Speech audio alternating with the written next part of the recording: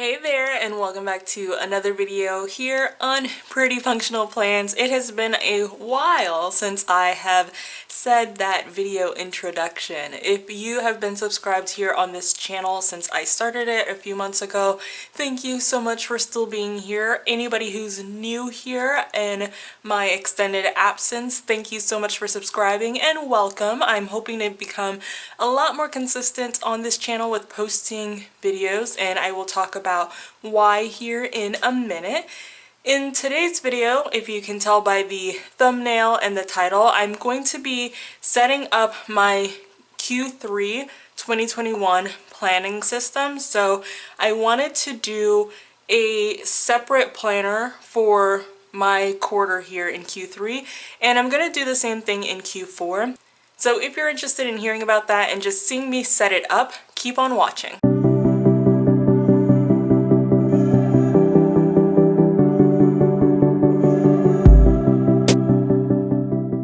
Alright folks, so I'm going to try to keep this as short as possible, not only for your viewing preferences, but also because my camera is like 50% charged and I didn't realize that. So I wanted to set myself up with a quarterly planner for the third quarter and fourth quarter of this year. I do also have plans on changing some things up for 2022. I know that I shared a couple of videos on my planner lineup for 2021 as well as just showing some of those processes before, but what happened is I realized that it really wasn't working for me, honestly. I was trying to create a system for myself to adapt to other planners, and I've been planning for a long time, but I've always kind of just done things my own way. But I did want to try to adapt and use planners that were out there and systems that works for other people, and it ended up not really working for me at all. Even though I customized it and changed things up, it wasn't working for me. So I decided to take a step back and kind of go back to my roots with planning, which is really just using blank paper and just sketching things out on my own blank paper and keeping a to-do list and different things like that, and kind of figuring out what works best for me. So what I ended up doing was actually designing my own quarterly planner that I used in Q2, and it worked very well for me. And I am going to go ahead and use that planner. I made some tweaks, but I'm going to use that here in Q3. And then I'll kind of figure out what tweaks to make for Q4 if need be. And I do have some plans to potentially make a 2022 planner as well. So I'm going to jump right in and get started. I want to show you what the pages look like that I'm going to be using in my planner that I created, and just kind of show you the process of putting it together so that you can just get a good look at what that looks like. I am going to be setting up an Etsy shop called Pretty Functional Plans, same name as this channel. So if you are interested in being notified when I do open that Etsy shop, then definitely check out the description box down below. I'll talk about that more at the end of this video, so if you want that information, stay till the end and I'll let you know, because this planner that I set up will become available for sale in that Etsy shop. So now that I'm done rambling, let me show you what I'm going to be using for my Q3 planner. So what I have here on top, I got this on Amazon, and it's a tool note-taking system. I just searched for tool, and I just wanted one of their 8.5 by 11 size disc-bound planners, and I did specifically search for blue and gold so that I could get this because these are some of my favorite colors. So I got this. It comes with 60 pages, I think it is. Yeah, 60 sheets of lined paper in here. So I am going to be taking this out of here because I just want the cover, really. I will use this paper, like, you know, in other planners or like down the road at some time, but I don't need it right now. So I'm just going to be using the cover of this to be able to set up my planner. So before I get into that, let me go ahead and show you my planner. So with my planning system, it's kind of like a hybrid of using a planner, something similar to like a happy planner or even an Erin Condren planner, but probably more so a happy planner. And a bullet journal, because I did also do some bullet journaling, but I always found that it just took me entirely too long. Even though I love it, even though I really do enjoy like doing the creative pieces of it, it just took me way too long. So I didn't end up doing that anymore. But I decided to go with this for my planning system because it's really focused. It helps me to really figure out what I want to do in the next 90 days, what I want to accomplish, and stay focused. I'm big on productivity. I'm big on making sure that I'm getting results. I love decorative planning. I've talked about this before. I think decorative planning is beautiful and amazing, but for me, when I'm planning for productivity. I'm planning to be able to get stuff done because I have so much going on as a busy single mom who works, who also side hustles and is working on building out a business. I have a lot going on, so I definitely plan for productivity, but I also like it to look nice. The thing is, I just don't have time to draw a bullet journal every month or weekly spreads every week and stuff like that. So I figured I could create them, like kind of templates and stuff like that, on the computer and then decorate it as I want to, because this is blank and I can go ahead and decorate it. So what I'm gonna do is go ahead and get this hole punched using this disc bound hole puncher. This one is the Happy Planner brand. I bought it on Amazon. I will speed up the video, but you guys will be able to see me put it together, and then I will flip through it at the end so that you can see what the pages actually look like. So I'm gonna go ahead and get that started.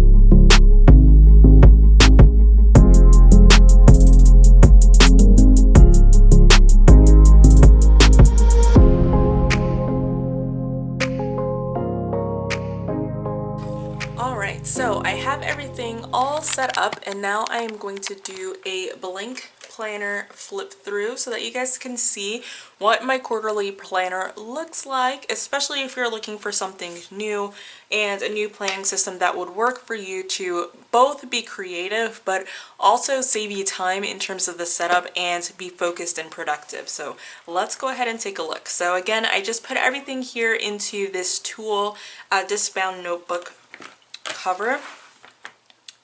So this is the planner, and I just titled it Quarterly Bullet Journal Planner. It's for Q3 2021. It is dated for Q3 2021 because I didn't want to manually write in dates, and I know that that, you know, also helps to save other folks time. So I did go ahead and make it fully dated. The next page here, it just says this planner belongs to, so you can write in your name. I will be writing in my name here shortly. So then, like I said, this is quarterly. So what I did was put in a third quarter at a glance, and it has these mini calendars for each of the 3 months in the quarter. So I have July, August, and September. The ability to write important dates for each month as well as planned tasks for each month. This helps me out tremendously, and I'll talk about my planning system and how I use it to stay focused and productive in later videos, but it helps out so much. And then I have a page for third quarter goals, so a spot for top 3 goals as well as any habits that I want to work on, so that then I can track them during the month. Anything that I want to keep track of, this is usually stuff like social media metrics, or making sure that I am doing certain tasks around the house or anything for my son for school, and then a spot for additional notes that just tie this in and make it all make sense. And then back here is a spot for a brain dump. Any new ideas and stuff like that can be listed there, and then also being able to look ahead to the future, which in this case would be Q4, and figuring out what some of those goals might be for Q4, so that then it's easier to select top 3 goals for Q4 when it's time to set that up. So then I have a cover page for July 2021, and this can be colored in. I'll probably decorate this a little bit more, either with coloring or some markers or some stickers. And then on the back of that, I have an inspirational, motivational quote. It says, "Believe you can and you will," because I'm all about that. Whether you believe you can or you can't, you're right. That's my absolute favorite quote. Henry Ford said that, and I believe he's 100% correct. And because I like productivity, I put these quotes throughout. So then this is July at a glance, to be able to then write the top 3 goals for the month of July, space for notes, major tasks for the month of July, and important dates coming up for the month of July. Then I have a July calendar, and it is custom tailored to fit the month. So as you can see, instead of having additional boxes here, I just took those boxes off because that gives more space for decorating, or if you wanted to put in a key or what have you. It makes it a lot easier to have more information on the calendar rather than having that wasted space or having to white out those lines, stuff like that. Kind of more bullet journal style. So this one is from Sunday to Saturday. I plan and view my weeks from Sunday through Saturday. That's just the way I roll. However, I did also make a version that is Monday through Sunday, if you wanted to grab that once my Etsy shop launches. So this has the calendar for July 2021. Behind this, we'll get into the weekly views. So it says this week at a glance, and then again it's drilling in for the weekly level and figuring out the top 3 goals for this specific week, major tasks for the week, any appointments or events coming up, notes, and then a habits tracker. So this is where we can list out our habits and then mark off on Sunday, Monday, etc., each day of the week, whether or not we completed that. And then this is a weekly review. So once the week is done, we would come back in here and fill in what's the status of these top 3 goals. Were they completed? Are there additional steps? Were there some hangups? And really being able to put that in these boxes so that we have clarity on what we want to accomplish and where we are actually at. And then we can review, how did our habits go? So listing out the habits again here and just putting like a 1-line sentence of how it went, whether or not we stuck to that habit, whether it felt good to do that habit and stuff like that. Major tasks, so the major task from here, once the week is over, what did we not complete, so that we know if we want to move that into the next week or if we want to just remove those tasks altogether or what have you. And then priorities for next week, so what is it that we need to prioritize, because that'll help us to set our top 3 goals for the next week. And then there's some additional notes page here if we need to clarify any areas. So then this is the weekly view. And with the weekly view, we have the side panel here on the left, which is where I like to put this week's focus. This can be like a mantra or an affirmation. It could be actual specific tasks. It could be a specific area of our life. It could be whatever the focus is for this week in particular. This blank box would be cool to add some stickers or highlight anything that's super important or exciting that's happening for the week. So this is July, so we have the 4th of July. So on the week of the 4th of July, we could like decorate this and say, yay, it's the 4th of July, or celebrate or something like that. And then here is just a space for notes for the week. So then the weekly layout looks like this. Again, this is the Sunday through Saturday, but it's also available from Monday through Sunday as well. And I broke it up by focus area. This is the first view at least. So this is by focus area. So for me, I would come in here and on these sidebars here, I would write what my focus areas are. And it would be the same on both pages here. So this area would be YouTube recording. This area would be YouTube posting. This area would be Etsy or my other online business, Budgeting with Cristina, this area would be like my son's school, and this would be like home.